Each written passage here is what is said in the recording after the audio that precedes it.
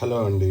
ఈరోజు కొలాజిన్ ఎక్కువగా ఉండే అధిక మొత్తంలో ఉండే బోన్ బర్త్ ఎలా చేయాలో చూపిస్తున్నానండి. మనం ఫస్ట్ 1 కిలో నేను మటన్ బోన్స్ తీసుకున్నాము. సో దీన్ని మనం శుభ్రంగా క్లీన్ చేసుకోవాలి. క్లీన్ చేసుకున్నాక శుభ్రపరచుకున్నాక బోన్స్ అన్నీ ఇలా నీట్గా ఉంటాయండి.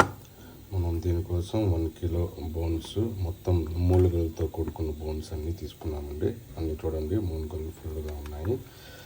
ఇలాంటి బోన్స్ తీసుకుంటేనే మనకి బోన్ బర్త్కి మంచి కొలాజిన్ రావడానికి బాగా ఉంటుందండి. ఇప్పుడు బోన్ బర్త్కి కావాల్సిన మసాలా ఐటమ్స్ అన్నీ రెడీ చేసుకున్నానండి.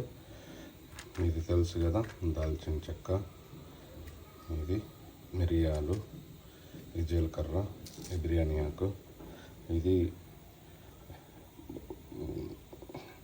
కస్తూరి మేతి, ఎండుమిరపకాయలు అండ్ మనము ఇవి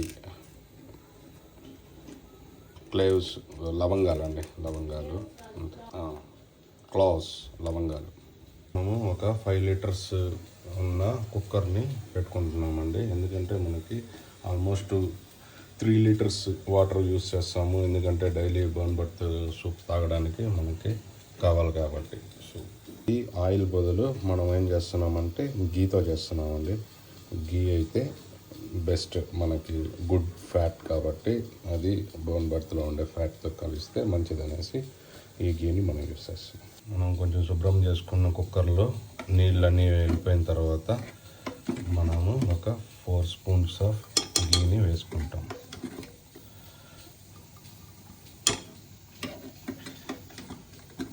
చిన్న స్పూన్ పెట్టిన వల్ల కొంచెం కష్టమైంది తీయడానికి, దానికని చూపిస్తున్నాం. ఒక 4 స్పూన్స్ ఆఫ్ గీ అండి ఇది. తర్వాత ఫస్ట్ జీలకర్ర వేసుకుంటాము, మళ్ళీ దాల్చిన చెక్క, 2 వేగాక మిరియాలు,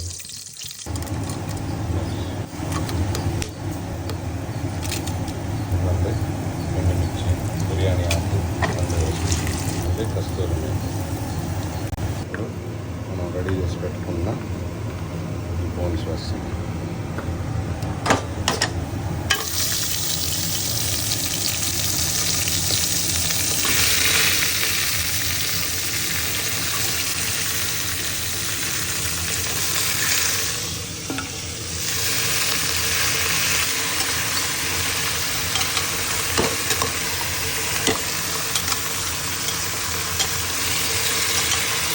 అన్నీ బాగా మిక్స్ చేసుకోవాలా. మళ్ళీ తర్వాత రాళ్ళు ఉప్పు రాళ్ళు ఉప్పు తీసుకున్నాము. రాళ్ళు